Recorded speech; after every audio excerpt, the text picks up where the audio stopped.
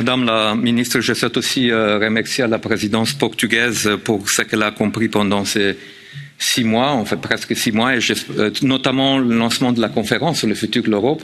Et j'espère que la présidence portugaise va utiliser tout le temps qui reste pour accomplir encore des dossiers. J'espère notamment la réforme de la PAC qu'elle pourra être accomplie sous votre présidence.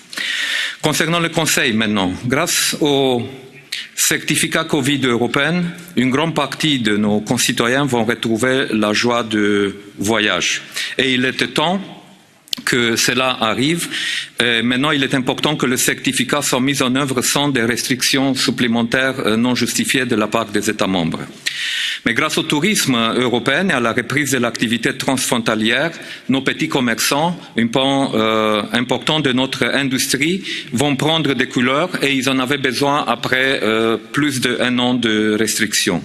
Grâce au plan de relance nationaux financés par l'Europe, nos économies vont aussi reprendre des couleurs et entamer leur double transformation verte et digitale. Et grâce à la vaccination à grande échelle des Européens, nous allons bientôt pouvoir tourner la page de Covid, je l'espère. L'immunité collective n'est pas encore atteinte, mais elle est en vue. Mais l'été va aussi mettre en évidence son lot de défis. Et le plus évident pour moi, c'est celui de la migration. C'est à ce défi-là que je voudrais que nos leaders se préparent.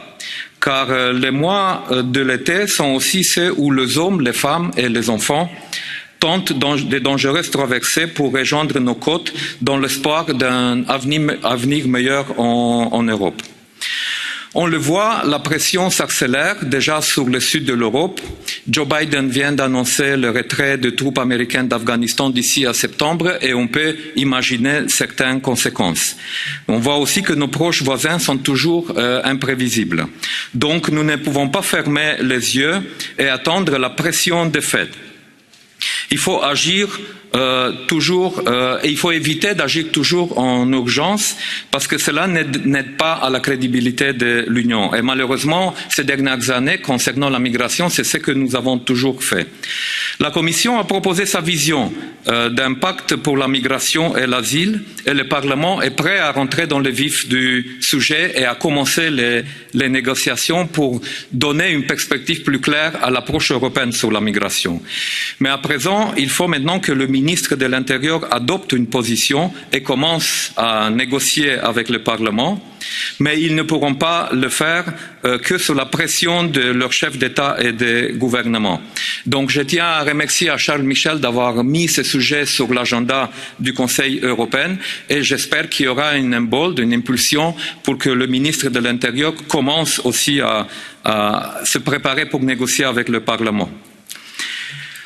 Nous savons que la discussion sera compliquée, mais elle doit avoir lieu si on veut une solution sur le long terme. Regardez ce que nous avons réussi à accomplir pendant la crise de Covid.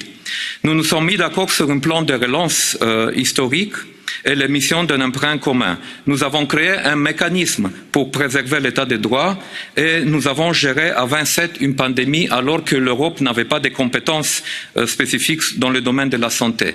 Et il y a 2 ans, on ne pouvait même pas imaginer qu'on trouvera des solutions si rapidement à des sujets qui paraissaient si compliqués.